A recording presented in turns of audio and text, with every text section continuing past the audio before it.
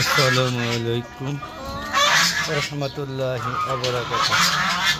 আমাদের গ্রুপ পক্ষ থেকে সাত বাগানের সবাইকে স্বাগত। বন্ধুরা, এখন বেলা 1:45 বাজে। তো চলে আসলাম ছাদে। প্রচুর রোদ আবার শুরু হয়ে গিয়েছে। বেশ কিছুদিন ঝড় বৃষ্টি হওয়ার পরে এখন আবার রোদ শুরু হয়ে গেছে। রোদের তাপমাত্রা আছে, তবে ওইরকম অতিরিক্ত তাপমাত্রা নেই। দরকার পড়লে এখন 37 ডিগ্রি সেলসিয়াস পর্যন্ত দেখতে পাচ্ছেন মুরগিগুলো 37 ডিগ্রি তাপমাত্রা মোটামুটি সহনশীলভাবে ওরা রয়ে গিয়েছে। তো এই 1:45 দিকে চলে আসলাম ছাদে হাঁস মুরগিগুলোকে পর্যবেক্ষণ করার জন্য। তো দেখতে পাচ্ছেন হাঁস মুরগিগুলো কী অবস্থা আছে। যেহেতু সকালবেলা গাছে পানি দিছি, এই জন্য ছাদে পানিগুলো রয়ে গিয়েছে। বন্ধুরা দেখতে পাচ্ছেন আমার ছাদ বাগানে, এটা সবজি বাগান। সবজি বাগানে এই বেশ কয়েকদিন ঝড়ের কারণে সবজিগুলো নষ্ট হয়ে গিয়েছে। শিলাবৃষ্টি হয়েছিল, তো যে কড়াগুলো আছে সেগুলো সব ছিন্ন ভিন্ন হয়ে গেছে। তো আপাতত মনে হয় বেশ কয়েকদিন সবজি শূন্য থাকতে হবে। তো বন্ধু দেখতে পাচ্ছেন আজান হচ্ছে 1:45 দিকে। হ্যাঁ, মসজিদে 1:45 থেকে একদম 1:00 পর্যন্ত আজান হয়। তো বন্ধুরা দেখছেন আজগুলো আমার সামনে এসে মিউজিক্যাল ড্যান্স করছে, দেখতেই পাচ্ছেন কত সুন্দরভাবে। তো কেমন লাগছে এই ছাদে বেলা 1:15 দিকে যে কর্মকাণ্ডগুলো সেগুলো দেখানোর চেষ্টা করছি। হাঁস মুরগিগুলো, বড় হাঁস মুরগিগুলোর থেকে আমার ছোট বাচ্চা মুরগিগুলো বেশ ক্ষতিগ্রস্ত হয়েছে। আমার মানে এত কষ্ট করে আমি হাঁস মুরগির বাচ্চাগুলো ডিম জায়গা থেকে কিনে আনি, সেগুলো মুরগি দিয়ে ফোটাই। সেগুলো যদি 1 মাস 1.5 মাস হওয়ার পরে যদি ভ্যাকসিন দেওয়া থাকে, তারপর যদি মারা যায় খুব কষ্ট লাগে। এই হচ্ছে সাথে কর্মকাণ্ড। দেখতে পাচ্ছেন মোবাইলটা হয়তো যে কোনো মুহূর্তে বন্ধ হয়ে যেতে পারে। হয়তো মোবাইল বন্ধ হয়ে গেলে ভিডিও ঠিক থাকবে, হয়তো ভয়েস দিয়ে একটু সমস্যা হতে পারে, হয়তো 5 সেকেন্ড বা 10 সেকেন্ডের কারণে ভয়েসটা মিউট হয়ে যেতে পারে। বন্ধুরা এই জন্য আন্তরিকভাবে দুঃখিত থাকবো, তারপর বাকিগুলো আবার ঠিক হয়ে যাবে। বন্ধুরা তো বন্ধু দেখতে পাচ্ছেন ছাদে এই যে হাঁস মুরগিগুলো, ওদেরকে খাবার দিই 1:30 দিকে 2টার দিকে। এটা যেহেতু আজকে হয়তো বা খাবার কিছুক্ষণের মধ্যে দিয়ে দিতে হবে। ওদের টোটালি খাবার নেই, সব খাবার মুরগির পাশাপাশি এই যে কবুতর খায়, তারপরে পাখি, বিভিন্ন ধরনের চড়ুই পাখি, এরপরে ঘুঘু পাখি, দোয়েল পাখি, তারপরে কাক, অনেক ধরনের পাখি, মানে লাভ বার্ড, তারপরে বাজিকর পাখি সব এসে এখানে খেয়ে যায়। টিয়া পাখিও আসে মাঝে মাঝে, আসে আমার কাছে পেয়ারা খায়। তো বন্ধুরা দেখতে পাচ্ছেন এই যে হাঁস মুরগিগুলো, মুরগি হয়তো ডিম পাড়ছে। দেখেন ডিম পাড়লে যে ধরনের শব্দ করে সেই ধরনের শব্দ করছে। বন্ধুরা দেখতেই পাচ্ছেন, দেখেন ডিম পাড়ার খবর নাই, দেখেন কীভাবে জ্যাম লাগিয়ে রাখে। দেখেন এই যে কুজো, দেখেন কী অবস্থা। 2টা মুরগি ডিম পাড়তে ঢুকছে। তো বন্ধুরা থাক আর ওই ব্যক্ত করলাম না। তো দেখতে পাচ্ছেন গরম কিন্তু অলরেডি লাগা শুরু হয়েছে। দেখেন এই যে হাঁপাচ্ছে মুরগি, দেখতে পাচ্ছেন তো ভিআইপি স্টাইলে বসে আছে।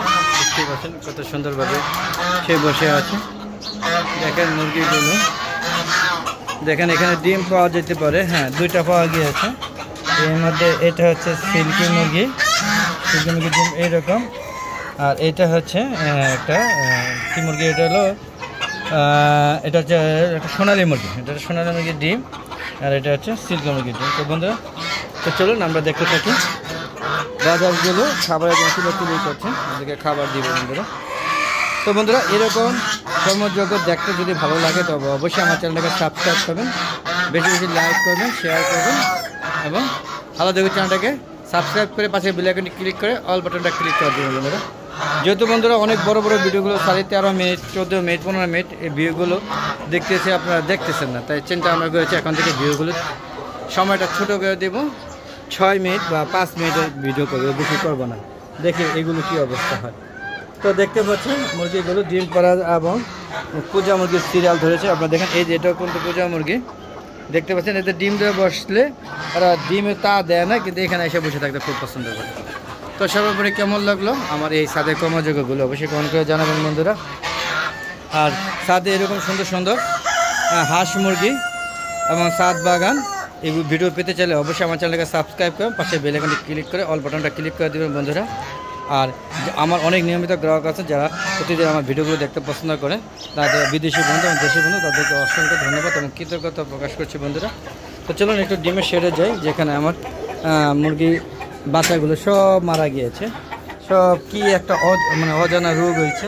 ওরা প্রথমেই শুয়ে পড়ে, তারপরে আস্তে আস্তে প্যারালাইসে, তারপরে মারা যাচ্ছে। আমি জানি না এই রোগের নাম কি, দেখাচ্ছে আপনাদের। এটা হলো আমার